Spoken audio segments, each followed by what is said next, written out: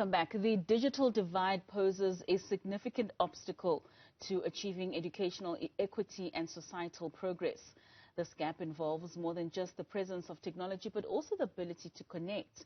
However, education expert Thobo Khathola has undertaken a transformative mission to close this divide and equip rural communities. He joins us now in studio to have a discussion on this. Thobo, thank you so much for joining us here this evening. Thank you, Ms. Khathola. I appreciate it.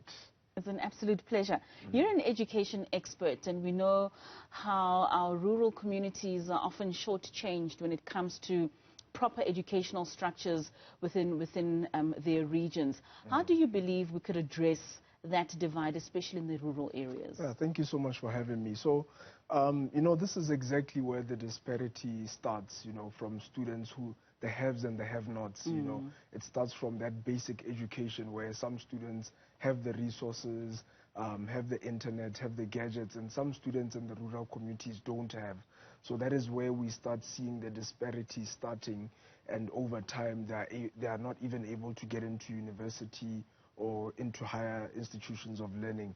So that is basically a problem that we try to solve by not just servicing students which are in the urban areas, the haves, but we also try to engage with the community, engage with companies and government to also help students that don't have. So speaking about the work that you're doing as Asline Tutoring, you started off almost 10 years ago in Botswana. You're now fully functional in South Africa, and yours truly is just to provide sort of like the Uber of tutoring. I go on your app, I select the subject, my region, and then I have someone who's able to assist. How important has that become, especially in the urban areas, but more especially in the rural areas where access is quite often a problem? So what we do is we have an Uber for tutors, or an app which is like Uber for tutors on the Google Play Store. So you tell it, it will pick your location, you'll tell it the subjects that you want and the curriculum. So some students are doing IEB, some students are doing CAPS, some are doing IGCSE and A-levels. So you'd obviously type in the curriculum that your child is doing, then it will suggest you tutors in your location, then you can pay, and we have a tutor delivered to you. But the students now in the communities where even internet access itself is a challenge, they really are disadvantaged and can't really access our services. But like you say, to your point, we've been in business for 10 years, and we've really had some community outreach programs where companies like your FNB Foundation, like the government of Botswana, the government of South Africa also, would deploy us to a certain school where they would say, we have these grade 12s they're about to write end of the year. Come with your tutoring program and let's see how we can really increase the marks. And it has really worked. We've improved pass grades by 10 to 15% in 3 months, for most of the students or most of the schools we worked with. And these are a lot of students, by the way. Would be the last project I remember we worked with 150 students. And then the last one, 132 students. So at a time, it's so exciting to, get into that environment. And even the kids themselves, they really have new faces coming through to the school. They're not just accustomed to their usual teachers, but, once they see that tutor who's young, like you see myself and the other team, we have a team of 300 young people that are doing this. The students also just get refreshed and, really look forward to our tutorials.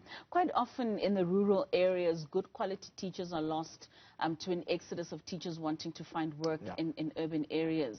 How would you say governments could sort of find programs and initiatives to retain those teachers within those spaces?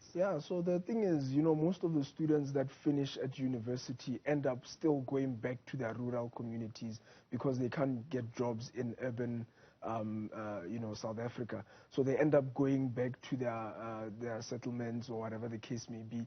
And those are the students that if they could maybe do an extra year of postgraduate certificate in education, register with the South African Council of Educators, they can be able to augment, that engineering degree that you have, that legal school that you went to school for, that accounting degree that you have, maybe just an extra year of postgraduate certificate in education can better place them into the schools back in their rural communities.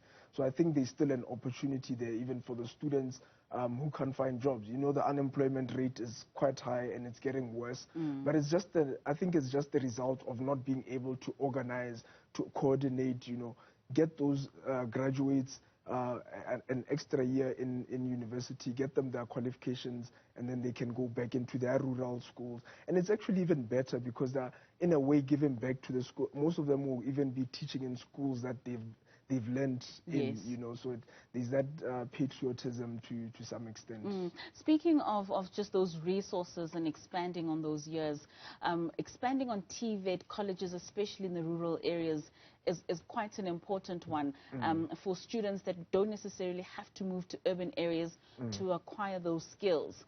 In the absence of that, what advice would you have for students looking to acquire those skills that they would ordinarily get from TVET colleges? Yeah, like we heard in the Sona, you know, there was a Tintswalo going to a TVET college, but the advice that I would give to the government and to the TVET colleges themselves is to say, what skills are we imparting on your Tintswalo? I think Tintswalo is just a figurative speech to say the average South African youth who's unemployed, you know, going to that TVET college, what skill are they going to learn? And we need to also empower them with business skills, you know, so that if you've learned that soft skill or the hard skill that you've learned, how can you be able to put it into the real world? How can you make it work for you to put food on the table? I'll give an example.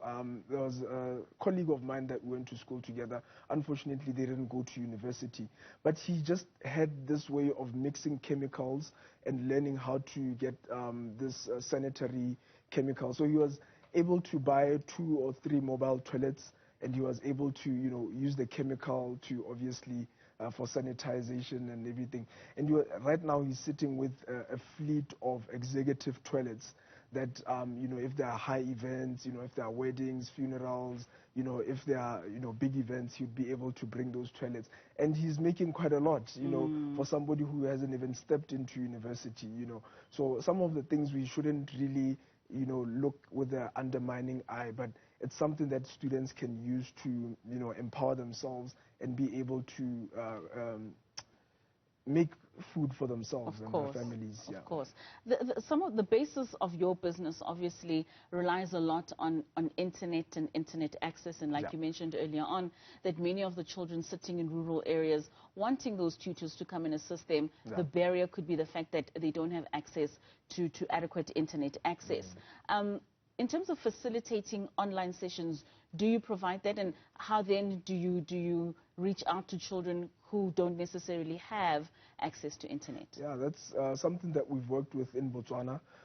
Is we do really need internet in schools, and I've seen that there's a great initiative by the government, the SA Youth Mobi, which allows, you know, students and communities to apply for jobs, but you know, some of those don't have the bandwidth to get into other platforms.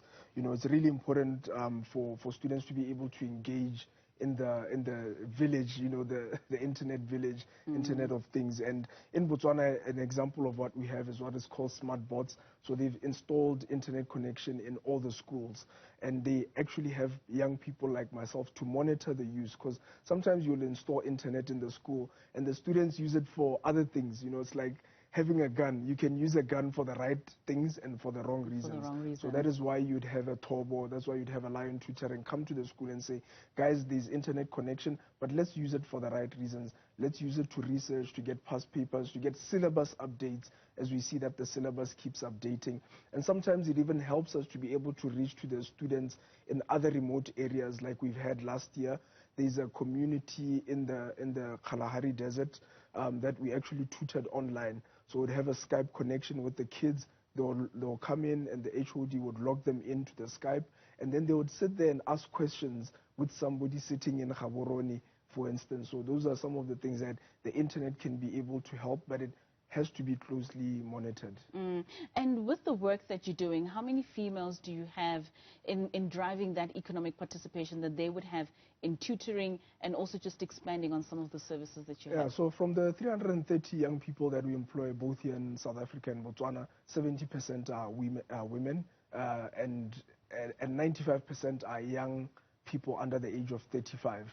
So, you know, we really advocate for women empowerment. Again, because it's a demand and supply. With our service, people, it's a phenomena that we can't explain, you know, but, you know, educators are usually female, I think because of just maternal instinct sometimes, the way that they are patient with the kids, patient with the students. So apart from us putting women up front, you know, it's a service that needs women. It's a service that needs young people, especially black young females.